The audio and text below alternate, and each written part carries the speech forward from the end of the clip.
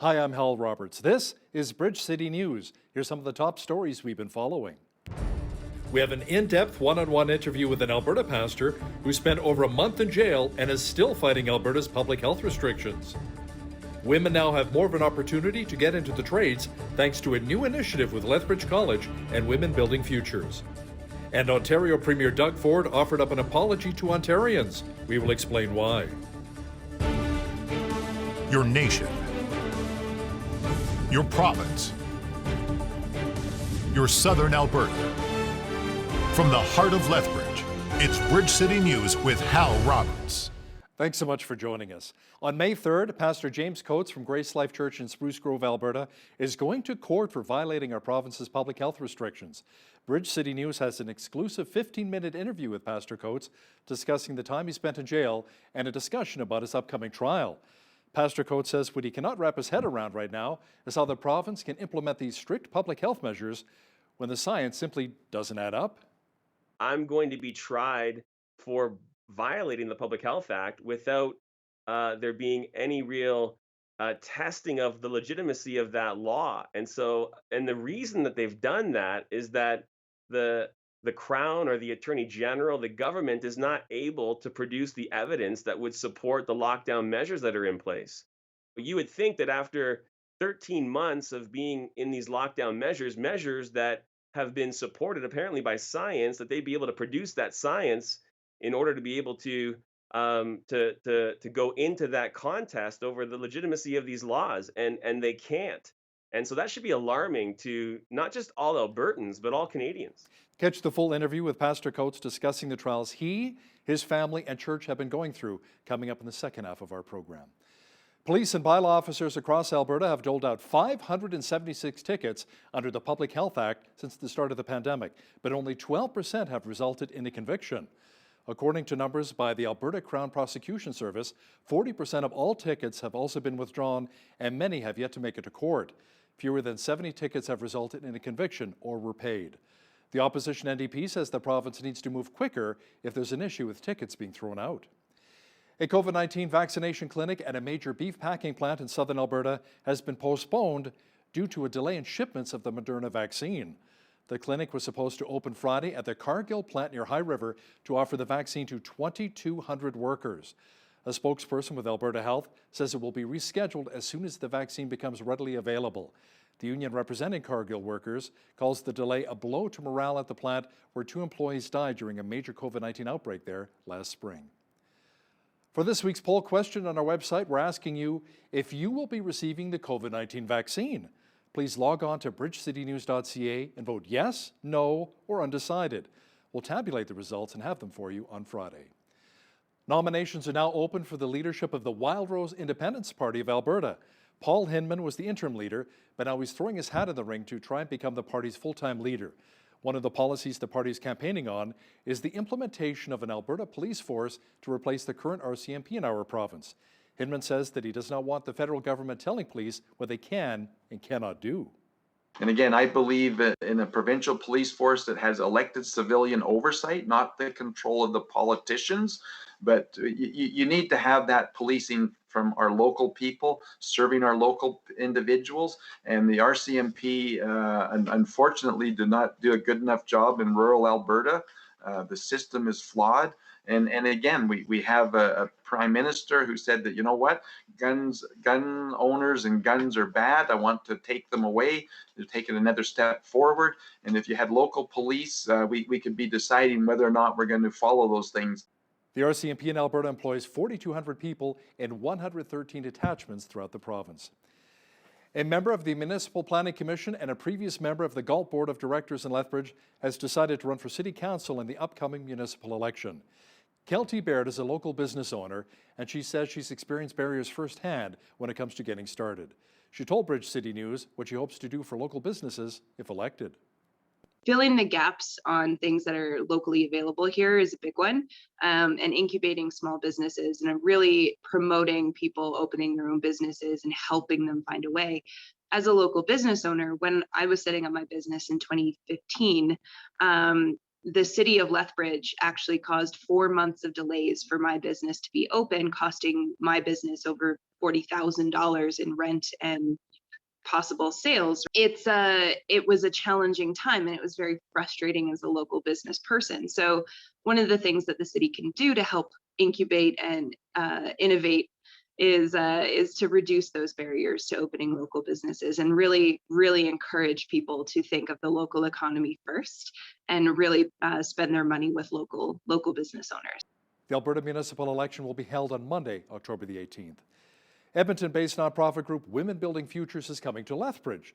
The group has received funding from the federal government for women in construction and is partnering with Lethbridge College to implement a 12-week program. As Ainsley O'Reilly explains, its objective is to empower women and to provide essential skills in the trades field. Lethbridge College has been working with the Women Building Futures program for a couple of years now.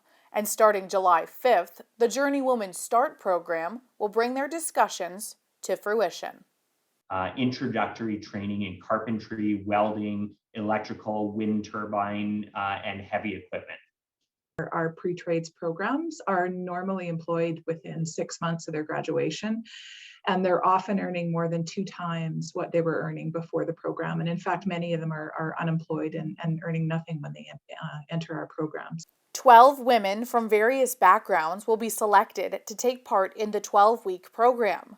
They'll receive 8 safety certifications and be given hands-on training, including resume building. The nonprofit says these are just the beginning for so many women. We work to actually bring women in some cases that are struggling, and so that the socioeconomic benefits of what we do are tremendous. The program also adds a component that relates heavily to industry trends in southern Alberta, including classes related to wind technology. No question, if you look at that southern Alberta region and the activity that's going to happen there in solar and wind, it's immense. The deadline to apply for the JWS program is April 26th. For Bridge City News, I'm Ainsley O'Reilly. When the pandemic caused schools in Alberta to go virtual, it became a challenge for many families. For some, it meant people living under the same roof had to share the same computer so they could attend their classes. Now, thanks to a $100,000 donation from ATB Financial, students' technology needs are being met. BCN's Naveen Day has that story. A donation from ATB Financial to the United Way of the Alberta Capital Region in Edmonton has allowed 412 Chromebooks to be distributed to schools across the province. That includes 66 of those laptops to 7 middle and high schools right here in Lethbridge.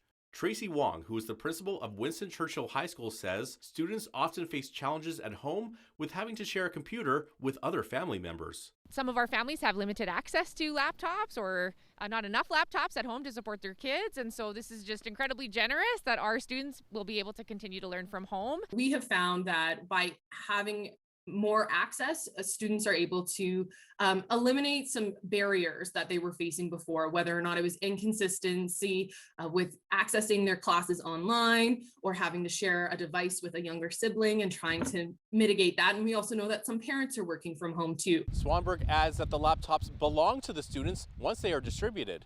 She says that the technology will help the students and their families far beyond their schooling. Yes, these computers are in the ownership of one student, but a lot of the times those computers are now going to be the only computer for a family or will serve as a secondary device. And our hope is that these computers will go with these students as they start looking for jobs, as they go to university, and even for those families to have online access to financial banking, to mental health supports. Having that extra piece of technology in the home really does a lot to eliminating poverty and opening up accessibility to other supports in the community. Laptop delivery began the week of April 5th. For Bridge City News, I'm Naveen Day. Within 48 hours, a total of 35 bikes were donated and to be distributed to kids here in need in Lethbridge. As Micah Quinn explains now, this initiative started after a private Facebook post between community collaborators really took off. Mallory Chris-Jansen says that the donations of these bikes was a community-wide effort made by businesses, community members, and first responders within Lethbridge. It sparkled a ripple effect of so many people who just want to give back. And then I was speaking with a student resource officer, Sergeant Steve, and said, do you think Lethbridge Police Service would be interested? And police immediately got on board. We also had our 911 dispatch team get on board. We had Lethbridge Fire Department Firefighters Charity Association get on board, where our first responders came forward with approximately 20 bikes to help give to the children within our community of Lethbridge. The Watch Volunteers of Lethbridge also jumped on board to help with bike donations. I think is really extravagant. We really want to recognize our first responders, but also our volunteers. They don't get paid to help in the community, but yet their hearts are to serve our community. So we're so thankful for the Watch. Chris Jensen says that there are so many people that care and want to give back to our city through initiatives like this. You know, we thought by doing something positive, it will continually and contagiously spark other people to step up. It's inspirational to see how many people actually want to give back. And it's as simple as sending out an email to your friends, to your coworkers, and stepping up and doing something really wonderful for our community. If anyone wants to donate more bikes, this current initiative is finished. But the Green and Yellow Group of Lethbridge will be hosting another campaign of bike donations for kids in the summer. For Bridge City News, I'm Micah Quinn. The government of Alberta says that COVID-19 cases continue to rise sharply in our province. Over the last 24 hours, 1,857 new cases were identified. There are currently 518 people in hospital battling the virus, along with 116 in intensive care. There were also 6 more deaths related to COVID-19 over the past 48 hours. Fortunately, 155,851 Albertans have also recovered from the virus. All zones across the province currently have positive cases. The Calgary zone has the most, with 8,380 active cases. The Edmonton zone is next with 5,102. The North zone has 2,708 active cases. There are 1,994 in the Central zone. And here in the South zone, we have 970 active cases of novel coronavirus, including 449 in Lethbridge, 129 in Lethbridge County, and 122 in Medicine Hat. Our province's Chief Medical Officer of Health, Dr. Dina Hinshaw, says there's a real issue when it comes to variants in Alberta. We have identified 1,326 additional cases of variants of concern in the last 24 hours. Variants currently represent about 60% of our active cases. I also must report that we have now confirmed the first case in Alberta of the B.1.617 variant, first identified in Denmark. It's also been found in California and is a key driver in the rise of rapidly spreading cases that we are seeing in India.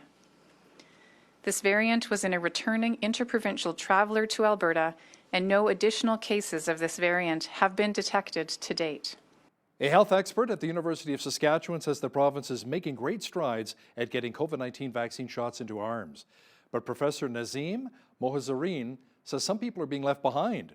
He says the Mo government found success in the initial age-based eligibility plan being easy to understand. But he says the province should now target those likely to get COVID-19, including neighborhoods where there are high levels of infections and essential workers unable to do their jobs at home. Ontario Premier Doug Ford apologized for giving police powers last week that would have given him the right to stop and question people about why they were outside during the pandemic. Ford says, simply put, we got it wrong. We moved too quick with having people being pulled over per se. You call it carding, but I want to tell the people of Ontario, I've never ever directed the police. I never have. I never will. The police have the discretion in their powers. Premier Ford also says his government is working on paid sick leave for people who get COVID-19. He's in isolation right now after coming into contact with a staff member who tested positive earlier this week. Massive outbreaks of COVID-19 in India and Pakistan have prompted Ottawa to suspend incoming passenger flights from both countries. Officials say there are too many people arriving in Canada from those countries with COVID-19. They say all commercial and private passenger flights from India and Pakistan will be prohibited as of midnight. Cargo flights will still be allowed. However, shipments of vaccine to Canada remain halted by India due to the out-of-control spread there. Critics are rejecting Prime Minister Justin Trudeau's pledge that Canada will slash its greenhouse gas emissions by 40 to 45% within the next decade. Conservative leader Aaron O'Toole says Trudeau has never met any of his government's climate targets. He says Trudeau is good at announcements, but a failure on delivery. O'Toole would not say whether he would increase his party's more modest targets for clamping down on emissions. The Green Party also gave Trudeau a failing grade, saying his plan lacks ambition. Former NASA astronaut Ron Guerin says plans are in the works to create a permanent human presence on the moon. NASA and SpaceX are preparing to launch their next crew to the International Space Station. What we're hopefully seeing now are the first steps where we establish a transportation infrastructure between the Earth and our closest neighbor, the moon, which leads to a permanent human presence on the moon, which opens up a gateway to the rest of the solar system, including Mars. And I think the robotic operations on Mars right now, the increase in human spaceflight activity right now, especially amongst commercial partners, the plans for the lunar infrastructure, transportation infrastructure that are coming to fruition, I think are all very encouraging.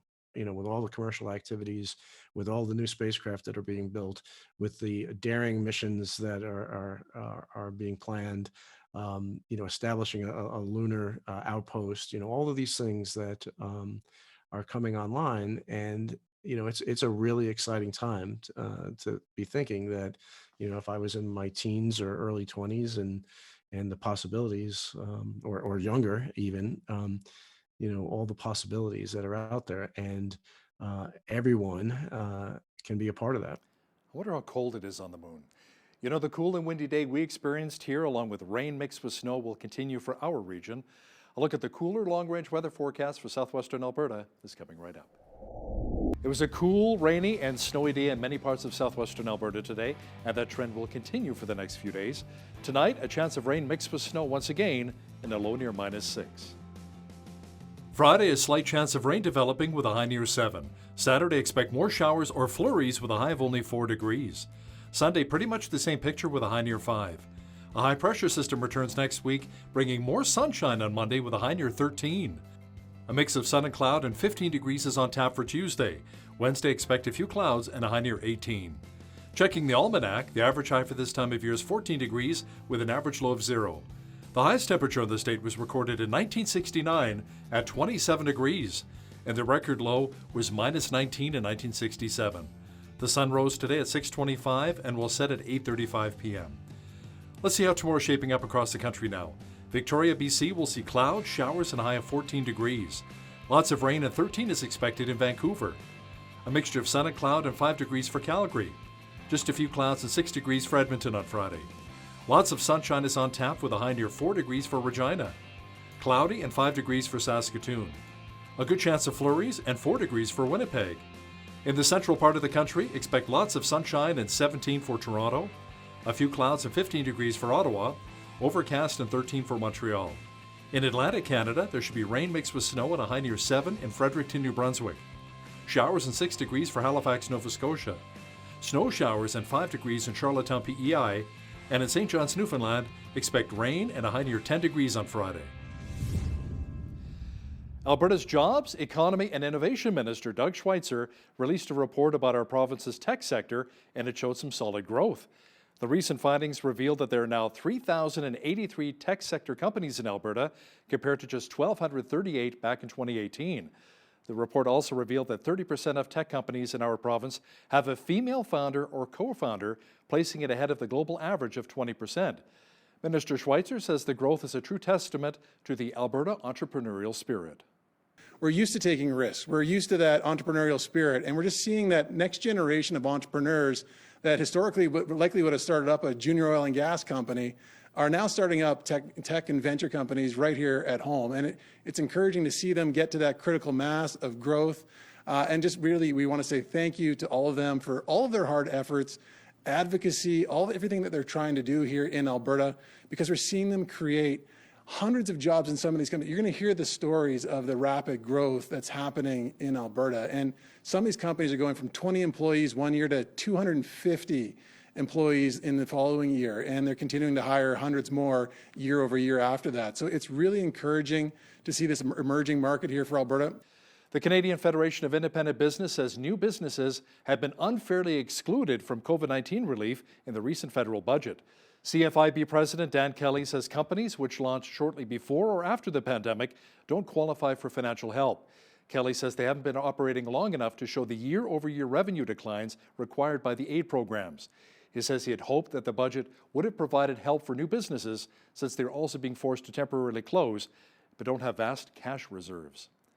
J.D. Power says a finding from a recent study says Canadian wireless network performance is a red flag for carriers. Its survey of around 9,500 wireless customers found that only 67% agree that their carrier's network was reliable when streaming video or music. It says many customers remain unimpressed by their carrier's networks despite massive investments in infrastructure and technology. The survey also found 17% had opted for unlimited data as more people are working from home during the pandemic. That is up from 11% last year. 2 Italian managers in Fiat Chrysler's diesel engine program had been indicted by a federal grand jury in a case alleging a scheme to cheat on U.S. emissions tests. The indictments unsealed detailed allegations of a plot to dupe the Environmental Protection Agency. It involved rigging more than 100,000 diesel Ram trucks and Jeeps to cheat on EPA tests and exceed pollution limits on real roads. Prosecutors alleged that cheating helped the company attain best-in-class fuel economy, making the vehicles much more attractive to buyers. Now, here's a look at today's markets. The TSX was down 111 points in the day to finish at 19,032. The Dow was down 321 points to 33,816. The S&P 500 was down 38 points to 4135, and the Nasdaq was down 131 points to 13,818. West Texas Intermediate Oil was up 8 cents to 61.43 US per barrel. Natural gas was up 6 cents to 2.75 US. Gold was down 2 cents to 17.8392 US an ounce, and silver was even on the day at 26.15 US an ounce. Wheat is at $329 per metric ton, barley's at $339, canola's at $832, and corn is at $382 per metric ton. Live cattle were down $1.45 to $118.33, feeder cattle were down $2.85 to $132.25, and lean hogs were down 15 cents to $107.45. The Canadian dollar was unchanged over the last 24 hours at 79.98 US.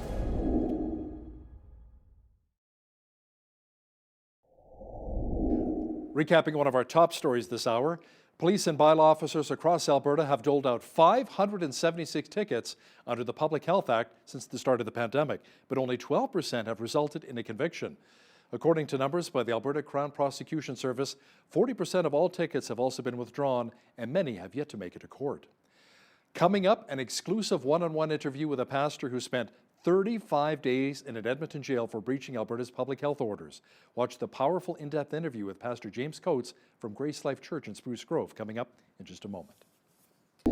May 3rd will be a very big day for one Alberta pastor. That's when Pastor James Coates from Grace Life Church in Spruce Grove, Alberta, goes to trial for breaking our province's public health restrictions.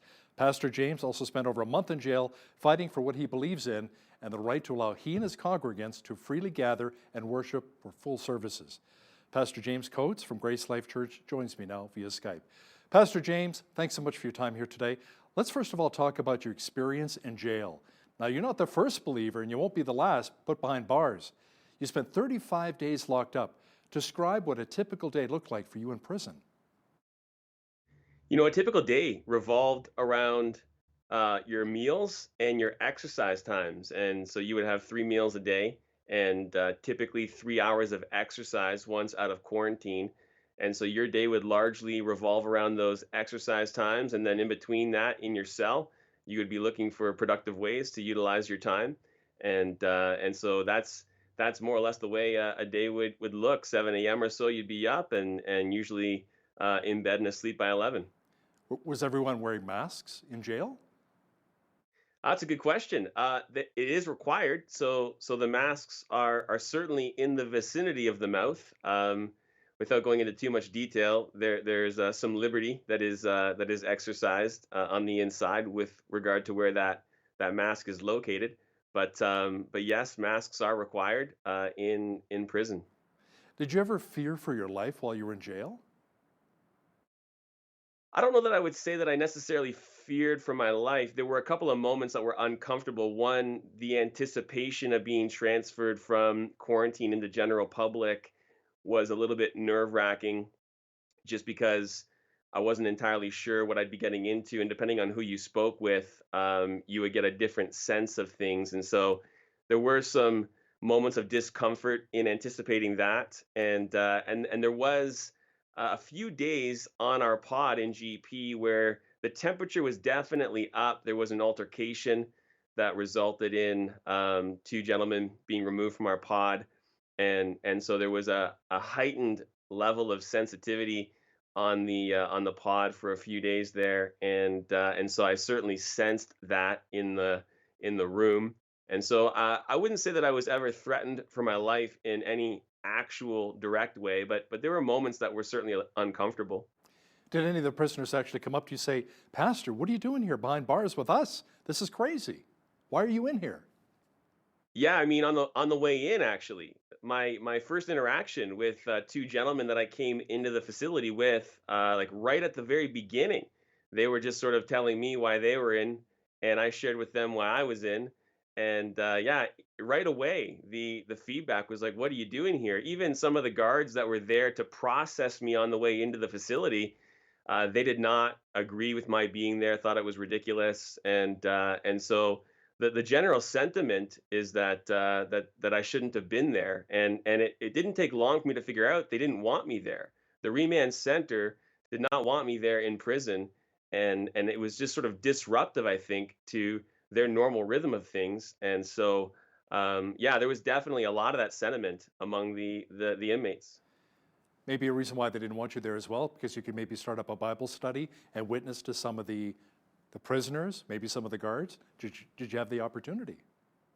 I definitely did, and I remember my first opportunity really well. I was it was my first evening, I think, on our new pod, and a gentleman from another tier who was on exercise came to our door and had just shared with me that he had turned his back on God when his 5-year-old son had died in a fire. Oh, wow. And so he just came to me with a great deal of pain, and I knew that I needed to administer compassion to this man. I mean, he had suffered an immense loss, and so I sought to do that, to just express great compassion for his loss and how sorry I was. And it occurred to me as I was doing that that God the Father knows what it is to, in a sense, lose his son. And so, given that the Father was willing to crush his son upon the cross for the forgiveness of our sins, I could point out that God the Father knows what it's like to experience that kind of suffering. And so it was a great opportunity for me to minister the gospel to him. I think it really was effective in addressing his need, and moments like that were really dime a dozen as I was given opportunity to do that. That sounds amazing. But while you were in jail, you must have been missing your family immensely, not just your church family, but your wife, Erin. How often were you allowed to communicate with her? I was able to communicate with my wife on our exercises, and they were an hour each typically, and that could afford as many as 3 20-minute phone calls. So there were times when I would spend the entire hour speaking with my wife, and so I could do that. I looked forward to that. It was a blessing to be able to connect with her for obvious reasons, and she helped to encourage me and to share with me what was happening on the outside. And a lot of the time on the inside, I was getting negative feedback through Ched Radio, because that's the radio station that comes into our prison cell, one of the four anyway. And so she would give me information that would put wind in my sail and renew my resolve to stay the course. And so that was huge and just a real blessing. Now, you're going to trial on May 3rd for breaking those public health orders here in Alberta. You're working with the Justice Centre for Constitutional Freedoms on your case here. How's it shaping up so far? Well, it's interesting that you asked that. They've just separated the actual health violation from the challenge that we're making to the constitutionality of the Public Health Act. So on May 3rd, I'm going to be tried for violating the Public Health Act without there being any real testing of the legitimacy of that law. And so, and the reason that they've done that is that the the Crown or the Attorney General, the government is not able to produce the evidence that would support the lockdown measures that are in place. You can see a JCCF news release that covers this. And so you would think that after 13 months of being in these lockdown measures that have been supported apparently by science, that they'd be able to produce that science in order to be able to to go into that contest over the legitimacy of these laws, and they can't. And so that should be alarming to not just all Albertans, but all Canadians. Now, in your heart of hearts, how do you really feel about these government restrictions? Now, keep in mind, health officials say they're just trying to keep us safe, preventing the spread of COVID-19. Well, I think the health measures that are in place are unjust, they're unnecessary, they're an unnecessary infringement on our civil liberties, and I'm deeply concerned. I think Albertans and Canadians need to wake up. Enforcement is increasing. We're over a year into this thing, and you would think at this point in time that with the information that's out, we would be able to lighten things up. And yet, just with every new variant of concern, these measures are increasing to the extent that there are rumors that our prime minister is about to launch an emergency act, the emergency act from war times. And so this is just deeply concerning. We said back in February, I believe it was, that we were concerned that our province and country were being fundamentally altered, and our premier has called that a conspiracy theory. Well, I would like it to be a conspiracy theory. I would like to be proven wrong, but everything that's happened since then has only validated that. And so I think Canadians, Albertans need to be deeply concerned. Our country is being taken away from us. And I just have zero confidence in our federal government and our provincial government to do the right thing and protect our civil liberties. Now, I understand this wasn't just your decision to open up the doors, hold the full services at Grace Life Church, but the elders, the board was involved. There must have been a lot of prayer involved as well. Well, there was. I mean, there was prayer, there was searching of the scriptures, there was interaction with congregants who disagreed with our stance, which was actually incredibly helpful in assisting us to address all of the concerns that could be raised. And it was over a period of time. I mean, the so-called pandemic began in March of 2020, and so we had a lot of time to navigate this based on scripture, interaction with our congregation, interaction with doctors, and scientific information that helped to equip us to understand what was really happening. And so, absolutely, there was a lot that went into our stance and handling of this situation, and we've really seen the Lord bless the way that we've approached it.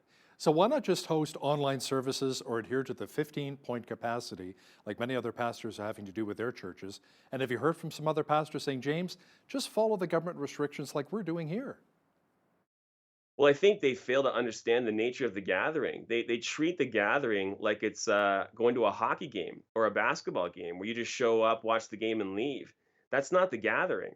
The gathering requires participation. There's components of the gathering that are taking place before the structured service even begins. There's fellowship taking place following the service.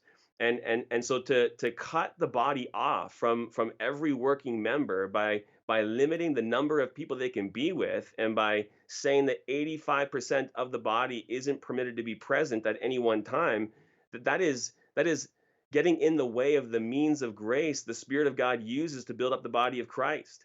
And so to go to online is altering the gathering in terms of what it is. Online is not the gathering. And to run 6 or 7 or 10 services to make sure everyone has an opportunity to be there just treats the gathering like it's a spectator sport, and that you can just come, sit, be there, and leave. And that's not the gathering. And so I think fundamentally those who would say that just have a poor, low view of the church. Now, your church, Grace Life, had the locks changed by Alberta Health Services. The fences were put up, forcing you to hold services elsewhere. Are you and your congregation still holding full services?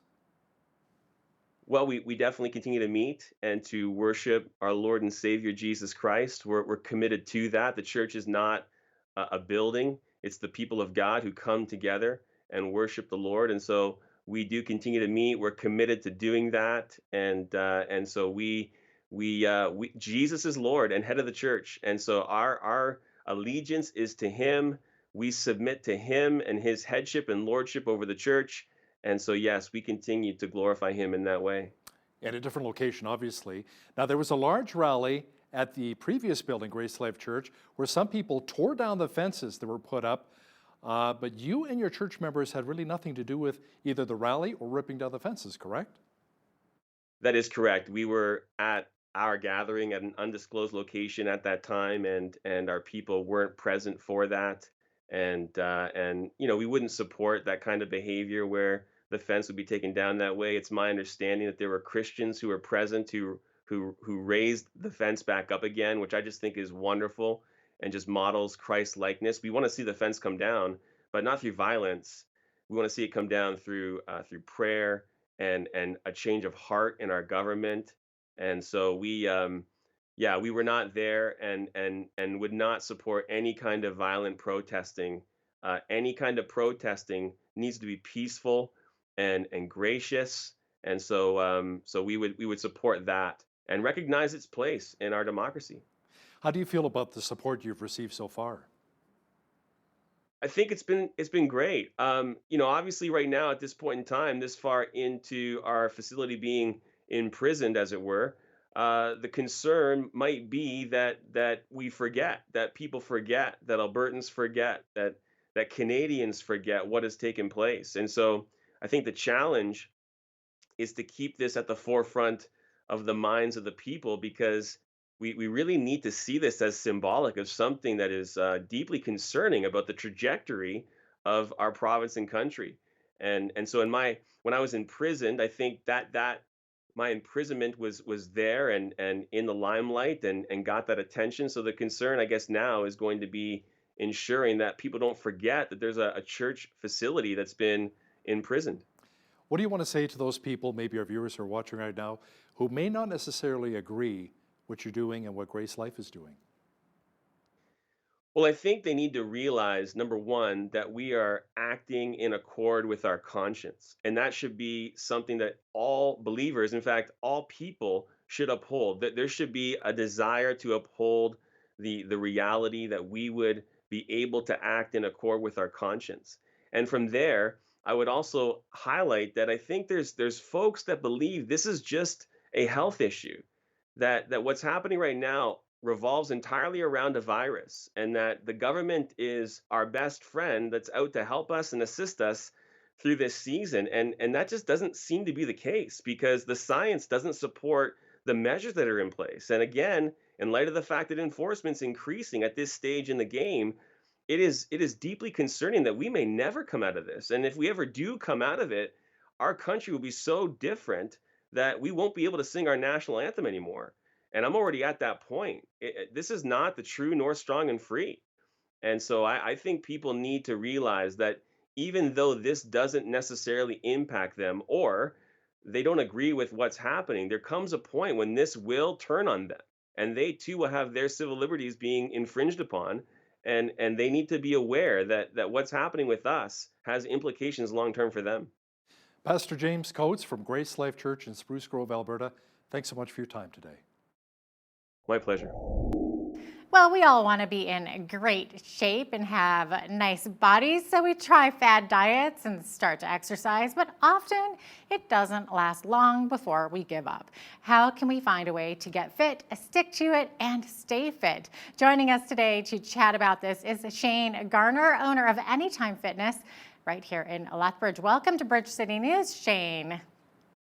Perfect. Thank you very much for having me. Excited to be here. Yeah, of course. So first of all, can you tell us a bit about what kind of a gym Anytime Fitness is? Do you do personal training or do you do classes? Absolutely. So we're a commercial gym. We're located at 338 University Drive West. So that'd be right across the street from Save On Foods on the west side. We're a commercial gym with 24-hour access. We offer memberships, personal training, group training, supplements, and nutrition programs. And really the thing that we try to differentiate ourselves from other commercial gyms is we're the club that coaches, cares, and connects. And what that means basically is when someone comes through the front door, you know, there's resources available regardless of skill level. So if you just come through the front door and you're good to go and you just want to work out, obviously that's great. We can accommodate you. But if somebody comes in and maybe they've never stepped foot into a gym and they need all the resources that we can offer, that's perfect too, because we have a platform that can assist them. And really that's it, right? Is we try to be a club that can accommodate all skill levels, because sometimes coming to the gym is quite scary and it's intimidating, and we just try to remove that whole aspect of that. Yeah, absolutely. So what age groups are able to participate with you? Anywhere from 14 to unlimited. And we really do see, being on the west side, we see all age groups, all demographics, all body sizes, all body shapes, all different levels of experiences. And that's really what we are. We're the neighborhood gym. So in saying that, we get the neighborhood. That's awesome. Now, I'm guessing that it's been a financial challenge for gym owners with COVID restrictions in place.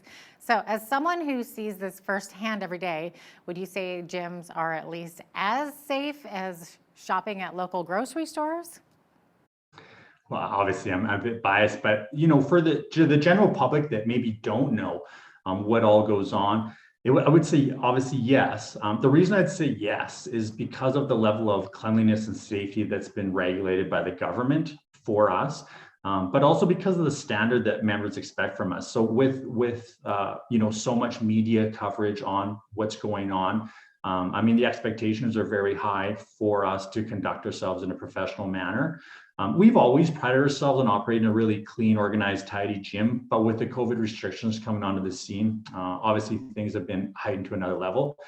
And I mean, members already wipe equipment, you know, before they use it, after they use it, but really it was the education on our staff to accommodate the new regulations. So, I mean, our staff members are sanitizing high touch points every 45 minutes, like handles, railings, that kind of stuff.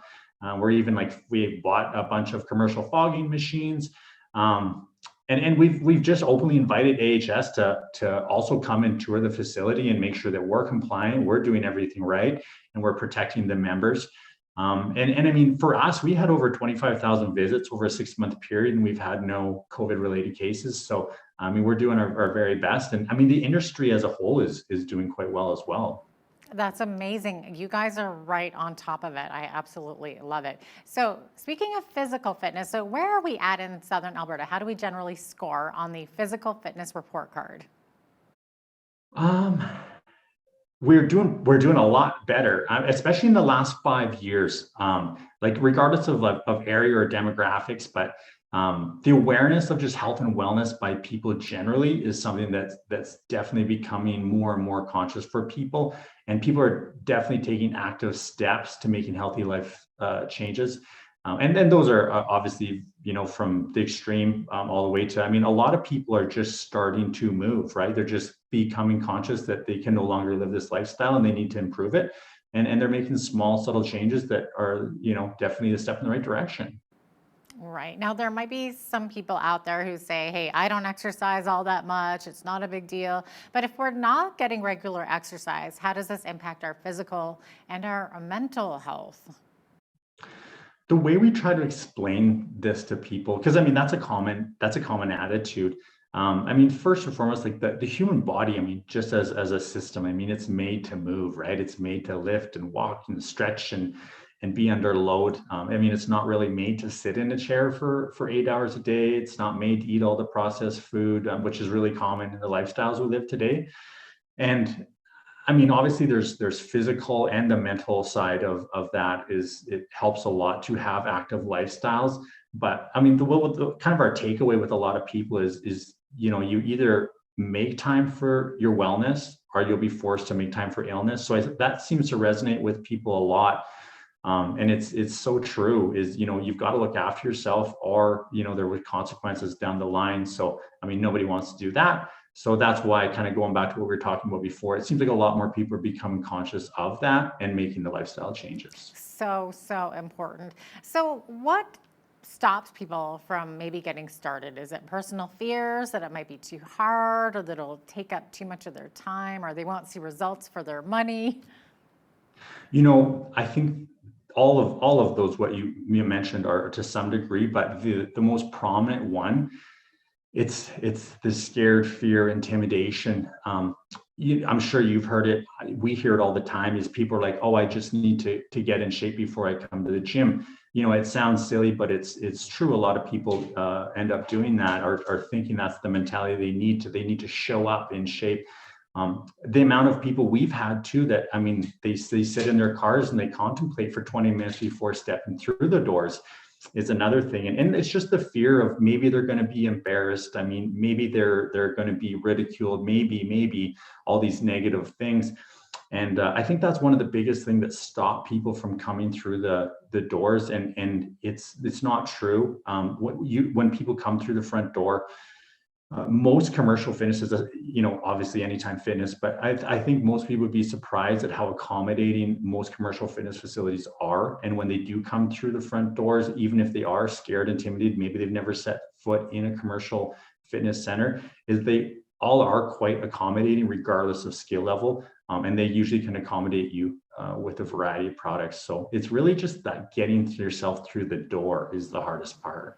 I think you're right. I think that intimidation factor might be what it is, because you picture a gym with all these beautiful buff people, right? And if you think, well, that's not me, yeah, I totally understand that. But I've been attending gyms for all my life, and for the most part, like I've never seen anyone really look down on anybody else.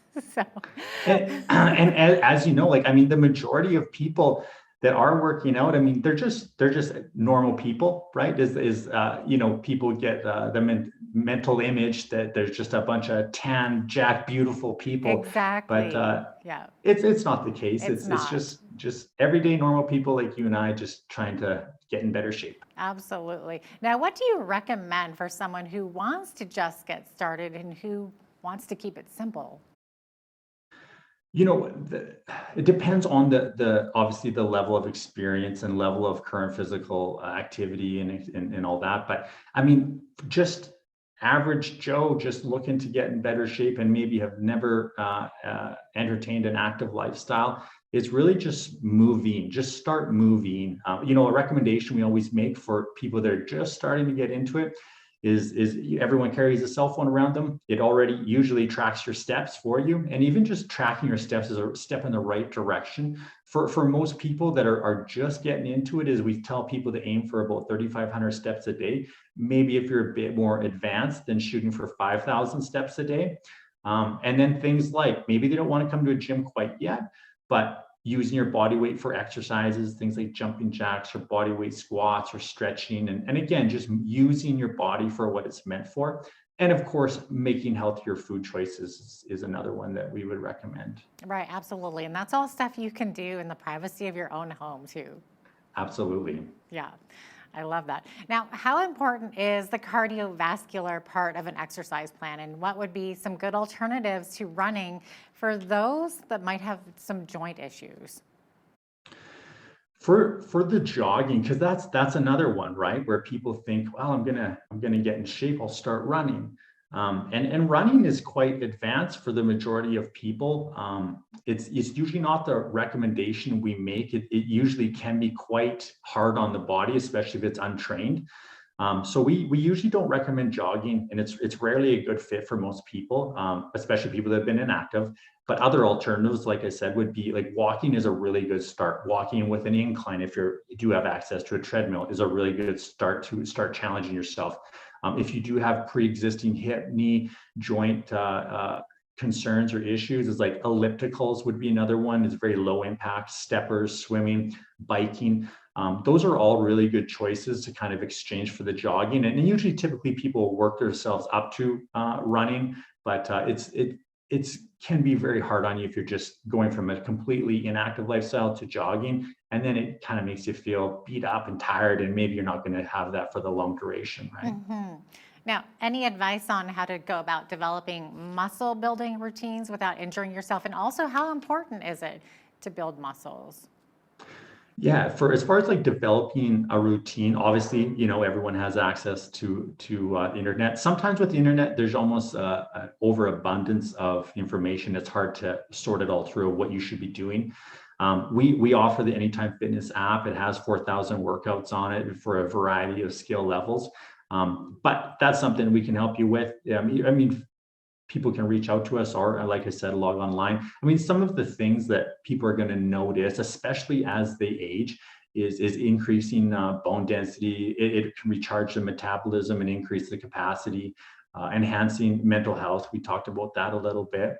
And then just reversing physical frailty. I mean, it goes back to us talking about the human body is just made to, exert and be under load.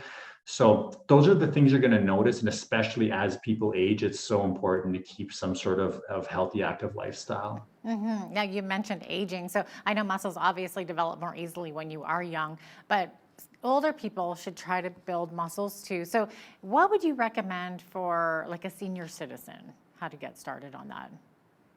Really, it's going back to what we originally talked about. So if someone is classified as a senior citizen and maybe they don't have a prior experience, it's getting back into that movement, right? Is getting into some walking, tracking the steps, just starting with some very moderate body weight exercises, and of course, making healthy decisions. But the biggest aspect there is to not go too hard, too much, too fast. And if somebody is venturing out and they're trying to get into shape, I think another really key component is asking for advice, and just make sure that advice is backed up by someone with some experience, because there's lots of advice out there. Some of it's poor, some of it's phenomenal. Just make sure you've got the proper advice as well. That's great. And then on the flip side, at what age can youngsters start using weights while being safe, of course?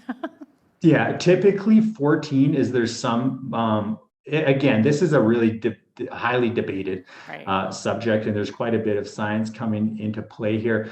But typically what we recommend is if 14 and over you can begin to start weight training. We don't recommend any large loads being placed in the body younger than that. And then as people progress into the 15, 16, 17, then obviously the amount of intensity and loads increase as well. Mm-hmm. Now, what's better, to do lower reps with heavier weights or more reps with less weight? What works better? I would say it depends. Okay. It depends on the goal. So science says reps 1 to 5 are going to be the most beneficial for strength building.